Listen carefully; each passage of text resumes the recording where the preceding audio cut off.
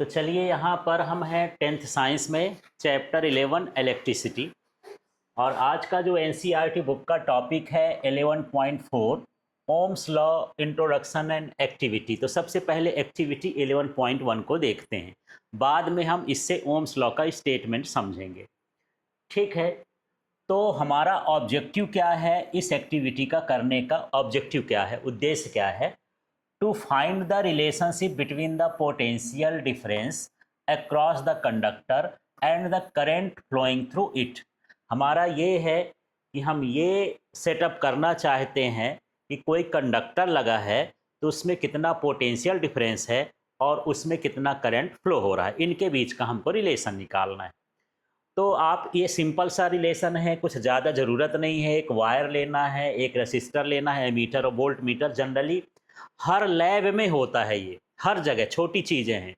तो इसको करना कैसे है? सबसे पहले आपको 3 सेल लेना है। कितने सेल? 3 या 4 सेल ले सकते हो, बाजार में सेल मिल जाता है ना। और यदि सेल ना हो तो जो वहाँ पर एडाप्टर होता है आपके लैब में, जिसमें एक नॉब होता है, उस नॉब को घुमाते जाओ तो वोल्टेज भी क्या होता जाता है, बढ़ता जाता है। जैसे 1 वोल्ट में लगा दो तो 1 वोल्ट सप्लाई देगा, 2 वोल्ट में लगा दो तो 2 वोल्ट लगाएगा। उसको करंट में लगा देते हैं, वो डीसी में कन्वर्ट कर देता है। यदि वो नहीं है तो सिंपल सा क्या ले सकते हैं, सेल। यहाँ डैश डैश लाइन का मतलब ये है कि इनको हम क्रम से जोड़ते जाएंगे। पहले 1 जोड़ेंगे, फिर 2 जोड़ेंगे, फिर 3 जोड़ेंगे, ऐसा समझना है। ठीक है, इकट्ठा नहीं जुड़ा है। अब देखो प्लस इधर है ना, प्लस इधर है, तो इधर से हम एक वायर ले लिए हैं ये। अब वायर जरूर है कि ये सीधे सीधे खींचना है, तार जोड़ना है, सर्किट में ऐसा बनाया जाता है। तो आप जानते हैं करंट का डायरेक्शन क्या होता है, पॉजिटिव से निगेटिव। तो पॉजिटिव से है, इसलिए एरो यहाँ पर लगा दिए। अब यहाँ पर जो हम लिए हैं ये एक नाइक्रोम का वायर है। अब बोलोगे सर ये नाइक्रोम का वायर कहाँ मिलेगा, है ना? तो आप जाओ तो मार्केट में जाओ, जो इलेक्ट्रिक वाली दुकान होती है, तो उसमें हीटर की जो कॉइल होती है, हीटर समझते हो, हीटर की कॉइल मिल जाती है। यदि वो भी ना मिले तो प्रेस की जो कॉइल मिल जाती है, वो कॉइल ले आना है ना। जो आप इलेक्ट्रिक वाला प्रेस करते हो ना, उसकी कॉइल ला सकते हो, तो वो उसका क्या कहलाएगा, नाइक्रोम की वायर कहला जाएगी। ठीक है, ये एक पॉइंट है, इस पॉइंट का नाम हम क्या रखे हैं, एक्स वाई। तो एक्स वाई के बीच में हम क्या जोड़ रहे हैं, नाइक्रोम की वायर। और इसका जो रेसिस्टेंस है वो क्या है, आर है। ठीक है, इसके बाद हम थोड़ा सा इसी के जो सिरे हैं, तो आप जानते हैं कि वोल्ट मीटर को हमेशा सर्किट के साथ कैसा जोड़ा जाता है, पैरेलल। तो हम पैरेलल में जोड़ेंगे, इस साइड से प्लस आ रहा है ना, तो ये प्लस हो गया, इधर का हिस्सा क्या हो जाएगा, माइनस। ये भी देखना है कि प्लस किस साइड से आ रहा है, उधर से आ रहा हो तो इधर प्लस कर देना, इधर माइनस कर देना। ठीक है, तो इस तरह से हम इसको पैरेलल में जोड़े हैं। अब इसको क्यों जोड़े हैं, क्योंकि जब हम सेल लगाएंगे तो इसका पोटेंशियल होगा कुछ, फिर दूसरा लगाएंगे तो थोड़ा सा बढ़ेगा, तीसरा लगाएंगे तो और बढ़ेगा। तो हम पोटेंशियल कितना बढ़ रहा है उसके मेजरमेंट के लिए हम ये लगा दिए। ठीक है, थोड़ा सा हम आगे चलते हैं, तो यहाँ पर इस सर्किट में हम क्या लगा दिए हैं, ए।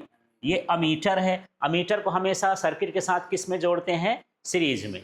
तो हम इसको सीरीज में जोड़ दिए, ये प्लस वाला हो गया, माइनस। अभी सिंबल अभी हम बताए थे, वही सिंबल का हम देख रहे हैं। आगे इस सर्किट को जब हमको चालू करना होगा या बंद करना होगा, तो हम यहाँ पर क्या लगाते हैं, स्विच की बोलते हैं इसको, क्या बोलते हैं, की। तो ये क्या हम लिख दिए हैं, के। और ये पूरी तार को ले जा करके फिर बैटरी के किस सिरे से जोड़ देना है, निगेटिव से जोड़ देना, इस तरह से। समझ में आ गया? तो कुछ नहीं है, एक सेल लेना है, सेल का पॉजिटिव हिस्सा लेना है, पॉजिटिव हिस्से से एक तार निकालना है, उस तार से एक रेसिस्टेंस जोड़ देना है, रेसिस्टेंस के दोनों सिरों में वोल्ट मीटर जोड़ देना है, फिर यहाँ से एक तार निकालना है, उसको अमीटर में जोड़ देना है, अमीटर से एक कुंजी का की का कनेक्शन कर देना है, स्विच का। और ये स्विच को फिर ले जा करके ये तार से किससे जोड़ दोगे, इसके माइनस वाले एंड से जोड़ दोगे, पूरा सर्किट तैयार हो गया। ठीक है, अब करना क्या क्या है कि पहले हम एक सेल लगाएंगे, माने इसका कनेक्शन हम इससे कर रहे हैं, इस पॉइंट से। ठीक है, और यहाँ पर वोल्ट मीटर देखेंगे कि कितना है। मान लो वोल्ट मीटर कितना बता रहा है, 1 वोल्ट। कितना बता रहा है, 1 वोल्ट। और मैं एमीटर देखा, ये बता रहा है 0.1 एम्पियर या मिली एम्पियर। थोड़ा करंट कम होता है तो 0.1 मिली एम्पियर, ये मैं सिंपल मान लेता हूँ, 1 मिली एम्पियर बता रहा है। कितना बता रहा है, 1 मिली एम्पियर। अब मैं जब दूसरा सेल यहाँ से इसको हटा के अब यहाँ से ये 2 सेल जोड़ दिया, कितने सेल जोड़ दिया? 2। तो इसका वोल्टेज कितना हो गया, ये रीडिंग कितना दे रहा है? 2। हम इससे देखेंगे कितना बन रहा है, 2 वोल्ट बना। जब मैं करंट देखा तो 2 मिली एम्पियर हो गया। ठीक है, फिर इसके बाद मैं तीसरा सेल भी यहाँ पर जोड़ दिया। जब तीसरा सेल यहाँ पर जोड़ता हूँ तो 3 वोल्ट होता है, तो ये 3 मिली एम्पियर हो गया। जब मैं चौथा लास्ट वाला सेल जोड़ देता हूँ तो ये 4 मिली एम्पियर हो गया। आपके पास और ज़्यादा हो तो और जोड़ दो। ऐसे ऑब्जर्वेशन हम देखते हैं। इस ऑब्जर्वेशन से ये पता चल रहा है कि जैसे जैसे हम वोल्टेज बढ़ाते जाते हैं वैसे वैसे इसका जो करंट है वो क्या होता है, बढ़ता जाता है। ये सिर्फ उसी तरह से जैसे पाइप में पानी बहता है ना, थोड़ा सा प्रेशर दो तो पानी यहीं गिरेगा, और प्रेशर दो तो ज़्यादा गिरेगा, और प्रेशर गिरे तो और दूर ज़्यादा गिरेगा, है ना। तो जैसे जैसे प्रेशर बढ़ता जाता है उसका फ्लो भी क्या होता जाता है, बढ़ता जाता है। बस यहाँ पर भी है कि वोल्टेज एक तरह का प्रेशर है यहाँ पर, है ना। चार्ज को प्रेशर देता है तो चार्ज का फ्लो क्या होता जाता है, बढ़ता जाता है। मुंह में पानी भर लो, थोड़ा सा फूकोगे वहीं गिर जाएगा, थोड़ा तेज फूकेगा और दूर गिरेगा, ऐसा फूकेगा तो उड़ ही जाएगा, ऐसा और तेज चला गया। तो यहाँ पर आप क्या करते हो, अपना फ्लो माने प्रेशर बढ़ाते हो तो फ्लो क्या होता है, बढ़ता है। बस यही चीज़ यहाँ पर भी होता है कि जैसे जैसे आप वोल्टेज बढ़ाते जाते हो वैसे वैसे करंट भी क्या होता जाता है, बढ़ता जाता है, क्योंकि चार्ज का फ्लो बढ़ जाता है। ठीक है, तो इस तरह से ये पूरा सेटअप था और ये ओम ने किया था। इसको किसने किया था, ओम। और ऐसे एपरेटस को ओम्स एपरेटस कहते हैं। जब आप लैब में जाओगे इसको प्रैक्टिकल करने के लिए तो आपको दे देंगे, भैया ये लो ओम का प्रैक्टिकल करना है, ओम्स एपरेटस ले लो। क्या ले लो, ओम्स एपरेटस। उसमें सब कुछ लगा रहता है, ये सारा कुछ अपने आप लगा रहता है। आपको केवल करंट देखना है, रीडिंग लेना है, लिखते जाना है। ठीक है, ऐसा। लेकिन आपको यदि प्रैक्टिकली करना है तो ये सारा चीज़ कर सकते हैं। तो चलो यहाँ पर हम देख रहे थे कि हम क्या लगाए थे, नाइक्रोम वायर। कहाँ पर लगाए थे, एक्स वाई के बीच। ये नाइक्रोम वायर होती क्या है, an alloy of nickel chromium manganese and iron used as a resistance. तो एक ये एलॉय है ना। एलॉय होता है बहुत सारे मेटल्स का मिक्सचर होता है, ठीक, होमोजेनस मिक्सचर होता है, उसको हम क्या बोलते हैं, एलॉय बोलते हैं। तो ये निकिल क्रोमियम और मैग्नीज आयरन का एलॉय होता है। इसको हम इसलिए करते हैं क्योंकि ये टेम्परेचर के साथ इसका रेसिस्टेंस इंक्रीज डिक्रीज नहीं होता है ना। इसका रेसिस्टेंस क्या होता है, फिक्स होता है, बढ़ता घटता नहीं है जल्दी से। इसलिए हम इसका रेसिस्टेंस को कांस्टेंट किए। रेसिस्टेंस को कैसा कर लिए है, कांस्टेंट, कि इसकी वैल्यू ना घटे और ना क्या करे, बढ़े। नहीं सोचोगे सर तो हम लोहे की तार लगा लें, उसी को जोड़ लें, ये तो सरल है, कहाँ ढूंढेंगे नाइक्रोम। तो लोहे का जब टेम्परेचर जो है ना, आयरन का टेम्परेचर इंक्रीज होगा तो रेसिस्टेंस चेंज हो जाएगा। हमको रेसिस्टेंस को कांस्टेंट रखना है, और वो कांस्टेंट किस में होता है, नाइक्रोम में होता है। क्लियर हो गया। अब हम बात करते हैं अमीटर को है, तो हम किस में सीरीज में जोड़ दिए हैं, किस लिए जोड़े हैं, करंट को मेजर करने के लिए। ठीक है, फिर हम क्या लगा दिए हैं, वोल्ट मीटर को, to measure potential difference across the nichrome wire. Nichrome wire के नीचे लगा दिए हैं पैरेलल में, तो इससे हमको क्या मिलेगा, पोटेंशियल डिफरेंस मिल जाता है। ठीक, अब हम बात करते हैं पावर सोर्स। पावर सोर्स के लिए जो हम वहाँ पर करंट की सप्लाई दे रहे हैं, पोटेंशियल का जो सोर्स होता है वो क्या होते हैं, सेल्स होते हैं। तो मल्टीपल 1.5 वोल्ट की बैटरीज ले लेते हैं, 1 2 3 4 ऐसे करके हम उसको बढ़ाते जाते हैं। या फिर हम क्या कर सकते हैं, एक एडाप्टर ले सकते हैं। एडाप्टर का मतलब ये है कि वो वोल्टेज को रेगुलेटर लगा रहता है, उससे आप उसको इंक्रीज डिक्रीज कर सकते हो।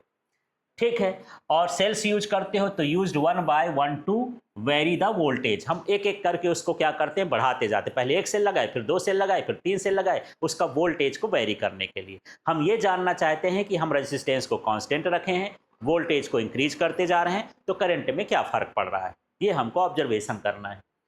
ठीक है, अब प्रोसेस हमको क्या करना है, step by step increase. First use the 1 cell, पहले एक बार सेल यूज करो, record the readings for V and I repeat the process by using 2 or 3 and then 4 cells। तो हमको क्या करना है, एक एक सेल जोड़ना है, और जोड़ने के बाद हम उसकी रीडिंग को इस टेबल में लिखते जाएंगे।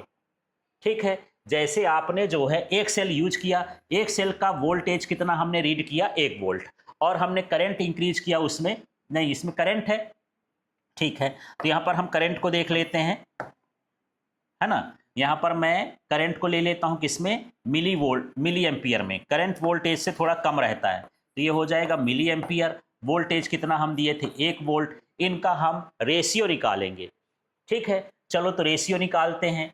तो यहाँ पर v अपॉन v कितना है 1 और I भी कितना है 1, ये कितना हो गया 1। ठीक है, इसका रेशियो आ गया। क्लियर हो गया। अब मैं काम करता हूं, करंट देखा जब मैं रीडिंग देता हूं 2 वोल्ट की, पोटेंशियल कितना देता हूं 2 वोल्ट का, रीडिंग आती है 2 मिली एम्पियर। ठीक है, तो 2 अपॉन 2 करता हूं, कितना आ जाएगा 1। ठीक है, फिर मैं देखता हूं कि तीसरा सेल लगा देता हूं, तीसरे सेल लगाने पर उसका वोल्टेज का रीडिंग कितना है 3 वोल्ट, और यहाँ पर ये मिली एम्पियर, ये 3 ही वो रीडिंग दे रहा है। ठीक है, तो ये 3 अपॉन 3 और ये कितना हो गया 1। और इसके बाद यहाँ पर हम 4 ले लेते हैं, 4 मिली एम्पियर। जब हम 4 वोल्ट की बैटरी लगा देते हैं, 4 वोल्ट लगा देते हैं, तो ये हो जाता है 4 अपॉन 4, कितना हो गया 1। आप ये देख रहे हैं कि कॉन्स्टेंटली V और I का जो रिलेशन है ना, इनका रेशियो है, ये क्या है कांस्टेंट है। मतलब किसी भी कंडीशन में V और I का रिलेशन क्या होता है कांस्टेंट होता है। जो कांस्टेंट वैल्यू होती है वही उसका रेसिस्टेंस आ गया। ये क्या आ गया रेसिस्टेंस, है ना, ये रेसिस्टेंस कहला गया। रेसिस्टेंस इसमें हमने क्या रखा था कांस्टेंट। नाइक्रोम वायर यूज किया ना, नाइक्रोम वायर रेसिस्टर का काम करता है, और रेसिस्टर हम ऐसा लिए कि जिसका रेसिस्टेंस चेंज ना हो, उसका रेसिस्टेंस कितना होता है 1 होता है। तो इस तरह से हम यहाँ पर ये निकालते हैं। हम ये भी देख रहे हैं साथ में कि जैसे जैसे करंट वोल्टेज को इंक्रीज करते जा रहे हैं, करंट भी क्या होता जा रहा है इंक्रीज होता जा रहा है। इसका मतलब ये हो गया कि ये डायरेक्टली प्रोपोर्शनल होता है। वोल्टेज जो है करंट के कैसा है डायरेक्टली प्रोपोर्शनल। डायरेक्टली प्रोपोर्शनल का मतलब समझते हैं क्या? अभी नहीं समझते होंगे डायरेक्टली प्रोपोर्शनल का, मैं थोड़ी देर से समझाता हूँ। सबसे पहले हम बात करते हैं इसकी ग्राफिंग की। जो आपने वहाँ पर लिया उसका हम ग्राफ बनाते हैं। ग्राफ बनाने का मतलब ये है कि यहाँ पर हमने वोल्टेज ले लिया है ना, पोटेंशियल डिफरेंस, यहाँ पर क्या लिख देंगे पोटेंशियल डिफरेंस, और यहाँ पर हम क्या लिख देंगे करंट। यदि हम वहाँ पर क्या लिए थे 1 वोल्ट, कितना लिए थे 1 वोल्ट, ये वोल्ट में है, और इसको मिली एम्पियर लिख देता हूँ, ये किस में लिख देता हूँ वोल्ट में। तो यहाँ पर करंट कितना था 1। ठीक है, यदि मैं यहाँ पर 2 लेता हूँ तो करंट कितना था 2। फिर मैं यहाँ पर 3 लेता हूँ, यहाँ पर वैल्यू भी रख सकते हो 3, तो करंट कितना था 3। फिर यहाँ पर मैं 4 लेता हूँ तो यहाँ पर ये कितना था 4। 5 लूँगा तो कितना हो जाएगा 5। इस तरह से सारे पॉइंट को मैं मिला दूंगा तो हमको एक लाइन मिलेगी। ये जो लाइन है ये V और I का ग्राफ होता है। ठीक है, तो जिसको आप इंक्रीज डिक्रीज कर रहे हो वो नीचे रहेगा, और जो हम ऑब्जर्व कर रहे हैं उस लाइन को कहाँ रखा जाता है ऊपर। हम दे क्या रहे हैं वोल्टेज, वोल्टेज आपको एक्स एक्सिस में रखना है, और वेरी क्या हो रहा है करंट, तो उसको किस में रखना है वाई। ये कहलाता है वी आई ग्राफ। तो जहाँ पर ये वी आई ग्राफ है और एक कंडक्टर का ग्राफ है, तो कैसा हुआ एक लीनियर पाथ मिला, स्ट्रेट पाथ मिल गया। ठीक है, ये बताता है कि करंट और वोल्टेज एक दूसरे के क्या है डायरेक्टली प्रोपोर्शनल होता है। तो मैं बता रहा था कि डायरेक्टली प्रोपोर्शनल होता क्या है। तो आपको समझना है यदि एक चीज इंक्रीज होती है तो उसके रेशियो में दूसरी चीज भी इंक्रीज हो तो वो क्या कहलाता है डायरेक्टली प्रोपोर्शनल होता है। ये समझ लो यदि ये पेन 2000 की है, कितने की है 2000 की, तो यदि मैं पेन का नंबर इंक्रीज कर दूं, 5 पेन ले लूं, तो इसकी वैल्यू कितनी हो जाएगी 10,000। एक चीज आप इंक्रीज कर रहे हो, दूसरी चीज भी क्या हो रही है इंक्रीज हो रही है। मतलब इसका जो प्राइस है, नंबर ऑफ पेन है, और जो प्राइस है वो एक दूसरे के क्या कहला गए डायरेक्टली प्रोपोर्शनल हो गए। ठीक है, अब यदि किसी चीज को आप इंक्रीज करो और दूसरी चीज डिक्रीज हो जाए तो वो क्या कहलाता है उसका इनवर्सली प्रोपोर्शनल है। वो क्या हो रहा है इनवर्सली प्रोपोर्शनल। जैसे आपकी उम्र बढ़ रही है लेकिन जीने की उम्र घट रही है। यदि आप 100 साल जिए, कितना साल जीना है आपको 100 साल, और 100 साल में आपने 20 साल अभी जी लिया, तो बचे कितने 80 साल। तो आप बढ़ रहे हो, उधर उम्र 100 से घट के क्या हो गई 80 हो गई। ये क्या हो गया इनवर्सली प्रोपोर्शनल हो गया। ठीक है, हम 2 लोग हैं तो हमारे यहाँ का भोजन जो है 12 महीने चलता है। मैं 2 लोगों को और बुला लूं तो 2 साल चलेगा क्या 6 महीने चलेगा, घट गया। हम बढ़ रहे हैं वो घट रहा है, तब ये क्या हो गया इनवर्सली प्रोपोर्शनल हो गया। ऐसे इनवर्सली और डायरेक्टली प्रोपोर्शनल होता है, इस तरह से समझना है आपको। तो फाइनली हमको इस एक्सपेरिमेंट से क्या कंक्लूजन मिला, क्या हम समझे, the ratio of V upon I for a given conductor remains constant. पहला तो ये पता चला कि जो हम रेशियो निकालते हैं पोटेंशियल डिफरेंस का और करंट का एक कंडक्टर के लिए, वो क्या होता है कांस्टेंट होता है। दूसरा हम ये देख रहे हैं the V I graph is straight line, ये जो ग्राफ मिल रहा है वो हमको कैसा मिल रहा है, straight line passing through origin, origin से निकल रहा है, indicating that current is directly proportional to the potential difference, ये बताता है कि जो करंट है वो पोटेंशियल डिफरेंस के कैसा है, डायरेक्टली प्रोपोर्शनल, स्ट्रेट लाइन ये बताती है। ठीक है, तो कभी कभी इससे क्वेश्चन आ जाता है कि जो हम वी और आई का ग्राफ खींचते हैं वो कैसा होता है, कंडक्टर के लिए कैसा होगा, स्ट्रेट लाइन होगा। ये आप लिख दिया क्वेश्चन कि draw V I graph for a conductor, तो ये वी आई ग्राफ करके ऐसे सीधे एक लाइन ये खींचना, ये एक लाइन ये खींचना, ये सीधे खींच देना, बन गया ये ग्राफ, बस इतना तो काम करना है। ठीक है, इस तरह से आपको समझना है। तो ये सारा कुछ क्लियर हो गया।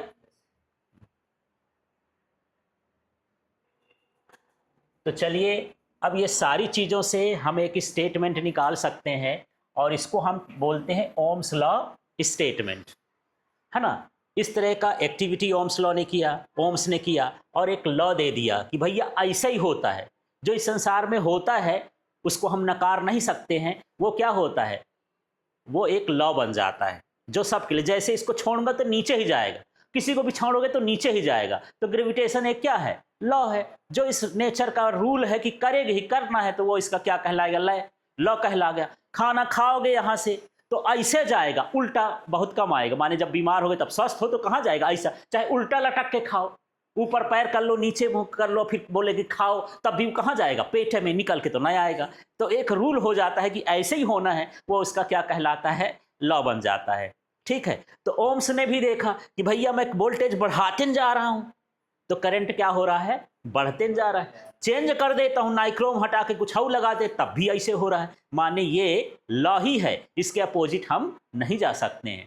ठीक है, तो चलिए यहां पर देखते हैं ओम्स लॉ क्या कहता है। इन 1827 जॉर्ज साइमन ओम, पूरा नाम क्या है, George Simon Ohm, stated that the potential difference across the ends of the metallic wire is directly proportional to the current flowing through its, है ना। तो उसने क्या देखा, यदि हम पोटेंशियल डिफरेंस किसी वायर के एंड पर लगाते हैं तो उसमें फ्लो होने वाला करंट उसके क्या होता है, डायरेक्टली प्रोपोर्शनल होता है। लेकिन यहां पर कंडीशन भी लगाया, provided its temperature and physical conditions remains the same, है ना। ये तभी फॉलो होगा कि उसकी फिजिकल कंडीशन क्या हो, सेम हो, और वहां का उसका टेम्परेचर भी क्या हो, सेम हो। क्योंकि आप टेम्परेचर बढ़ा दोगे, रेसिस्टेंस गड़बड़ हो जाएगा, फिर ओम्स लॉ को दोष देंगे, नहीं यार कैसे बोले थे, बेकार बोल दिए थे, तुम्हारा तो लॉ फॉलो ही नहीं होता, इसलिए बोल दिया कि उसका टेम्परेचर कैसे हो, सेम हो। जो आपने वायर लगाया है ना, उसका टेम्परेचर चेंज नहीं होना चाहिए। फिर ऐसा नहीं कि बड़ी कर दो, छोटी कर दो, रगड़ दो, फिर मेजर करने लगो कि बोलो तुम बेकार हो यार। तो पहले ये कंडीशन, जो वायर लगाए हो उसका टेम्परेचर चेंज नहीं होना चाहिए, उसका लेंथ है, हाइट है, मोटाई है, सारा थिकनेस है, कोई स्ट्रेन नहीं होना चाहिए, तो ये फॉलो होगा।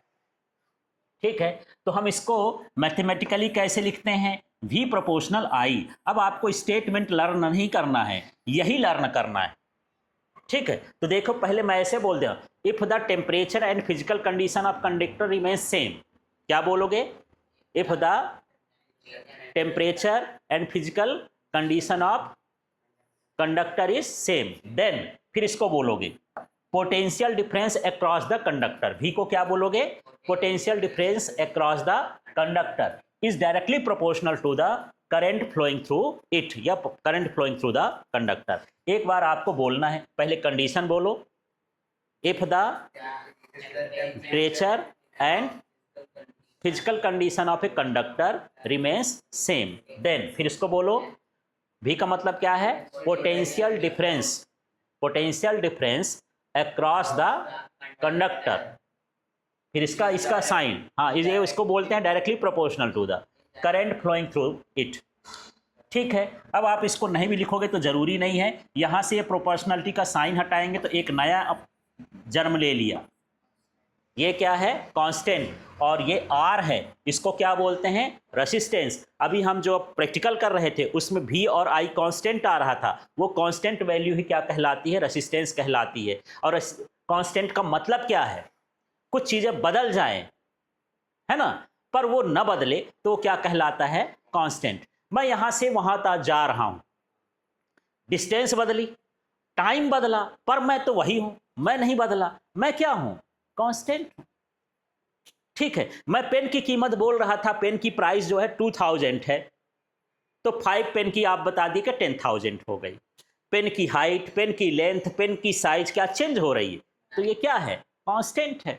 तो हर चीज के लिए कोई वैल्यू क्या होती है, कांस्टेंट होती है, तो उसको हम क्या बोलते हैं कि ये इसका क्या कहलाया, कांस्टेंट कहला गया। इसी तरह से इसमें जो कांस्टेंट होता है वो क्या कहलाता है, रेसिस्टेंस कहलाता है। ठीक है, तो अगले वीडियो में हम किसके बारे में समझेंगे, रेसिस्टेंट के बारे में। तो क्लियर हो गया। फाइनली आपको जो लर्न करना है, एग्जाम में आता है, ये सारी चीजें आपको ध्यान रखना है। तो फर्स्ट क्या ध्यान रखना है, यही, if the physical condition and temperature of a conductor remains constant then the potential difference across the conductor is directly proportional to the current flowing through it. ठीक है, इस तरह से। दूसरा आपको यह करना है कि V I graph remains straight line. ठीक है, इस तरह से आपको ये पूरा, और फार्मूला क्या हो गया, मैथमेटिकल एक्सप्रेशन क्या हो गया, v equal to I R. पहले v प्रोपोर्शनल आई लिखो, प्रोपोर्शनलिटी का साइन हटाओ तो उसमें क्या हो जाएगा, r हो जाएगा।